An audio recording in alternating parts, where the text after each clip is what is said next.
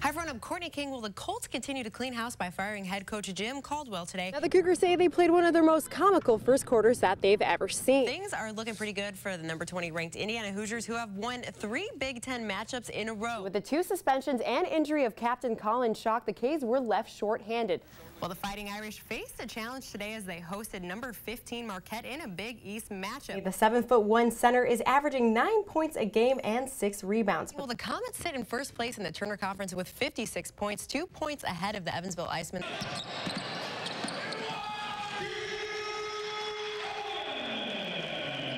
While most toddlers play with Play-Doh and crayons, Q Owens was perfecting his jump shot. I guess I started off when I was 3. My father, my uncles, my brother put the ball in my hands, and I guess it stuck. But growing up in Indianapolis taught him how to be competitive in basketball. It was tough in Indianapolis, and I think that kind of prepared us and got us better as we all ventured off and went on to college, and some of us went to the next level. But the hard work in Indy paid off. Q sits at the top of every stat sheet as the Cougars' leading scorer. He's definitely a competitor. I mean, he wants to win, and he's out almost to where he's got to prove something every time out. I mean, when he's able to attack the rim, he's as good as anybody in the country. His environment and what he was brought up, he likes to win. He hates losing. So he's probably like 2 inches taller than me, and I always think like, oh, how he do that? I can't do that. It's like, I don't know. He's just a very smooth, strong player on the court, smart. He can do it all. But it takes a lot of hours on the court to earn this reputation. I come in and, shoot 500 jump shots or so. Some days when I'm not feeling too good or a long practice, I still try to get in and shoot some free throws, although that I'm tired. He's got a good work ethic and makes everybody play harder around him. The Cougars not only appreciate his on-court dominance, but also his leadership qualities. Well, I mean, he's our leader. When Q's going, we're going. He's somebody that we go to if we're speaking at schools or having recruits on campus. He's the first guy we talk to. That's something that he's improved on from when he first got here. It's been a blessing for us. Great player, good leader, good teammate. He gets mad at times. He gets frustrated. I think I have a big brother type role on this team. Also a leader, but I really just try to give these young guys advice. I pretty much been through situations that they may run into later on down the road. But now there's a couple of things you may not know about Q Owens. One, he's competitive with his roommate when playing a certain game. We play the game a lot, NBA 2K12. I kick his butt in that all the time. Oh, man, I knew he was going to come out here and say something like that. No, that's not true. We go back to back. And 2, Q has hidden musical talents. He makes music, too. A lot of people might not know that. He's good at making music. He's a pretty good rapper. I just think it's fun to do while I'm off the court and have free time. But basketball is still his number 1, especially in his future plans. Well, Q's goal is to play after college, and he understands that. Not everybody gets that opportunity. Hardly anybody gets that opportunity. But he's somebody that's very determined, loves the game of basketball, and wants to pursue it after, like I said, after school. My future plans is to play pro, whether it's overseas or the NBA, D-League, whatever. I'm not too picky, but you just want to play. Yeah. Reporting for The Locker Room, Courtney King, WFFT, Local Sports. Thanks, Randy. Now, Bob Chase is just surprised as anyone else that he's been calling Comets games for nearly 6 decades. This was not the career path he thought he would have growing up in the Upper Peninsula of Michigan.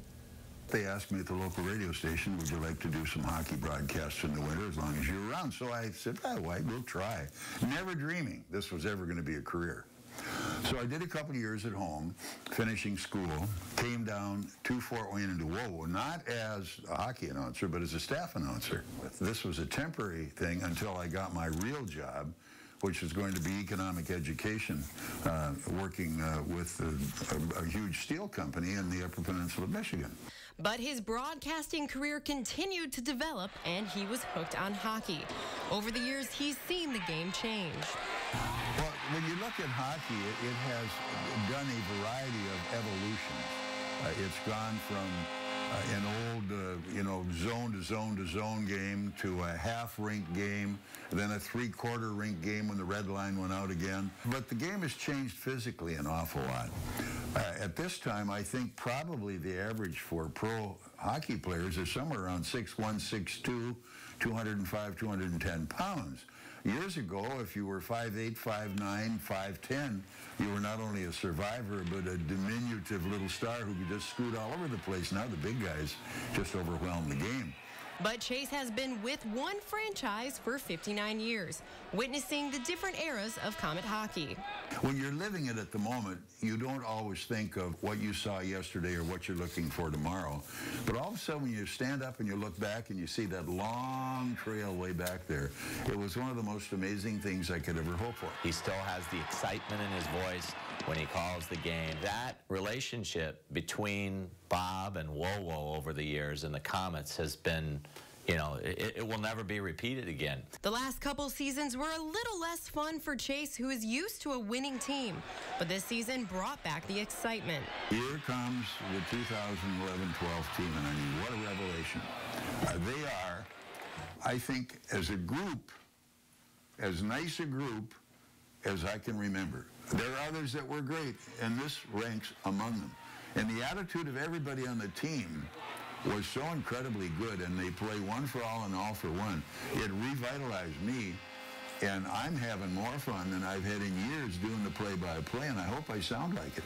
Team president Michael Franke says much of the franchise's success is because of Chase. Well, I mean, Bob Chase is the Comet franchise, and he has been for so many years. The big thing is that Bob and Wowo really have been more synonymous with Comet hockey than anything else. That's why we have always encouraged him to let us know when it's time to stop. And that's just the way it's going to be. Covering the Comets, Courtney King, The Locker Room. Now from WFFT, this is your local sports with Courtney King in high definition. All right, well, Super Bowl over, March Madness yet to begin, spring training yet to begin. So let's focus all of our attention on the Comets. Oh, yeah, let's just focus on Comet because it's February Madness for them right now because they're doing great. Hi, everyone, I'm Courtney King. Well, the Comets are back where they belong in first place. Purdue up 35-33. Jackson on the drive takes it in for the layup and the foul. Three-point play for Jackson. Boilermakers up 38-33. Now, the Cats looking to avoid losing 8 consecutive games in a row to Indiana. Looking good in the first quarter. Pacers, Lance Stevenson steals the pass, takes it to the other side for the layup. Pacers outscore the Bobcats 21-2 over the first 8+ minutes of the first quarter. Under a minute to play, St. Louis looking to tie the game, but Marion Hossa steals the puck and then sends it all the way down the ice and into the empty net. Now, this seals the victory for the Blackhawks as Chicago takes care of St. Louis 3-1. That's all we have for you here in sports. Let's send it back over to Kristen.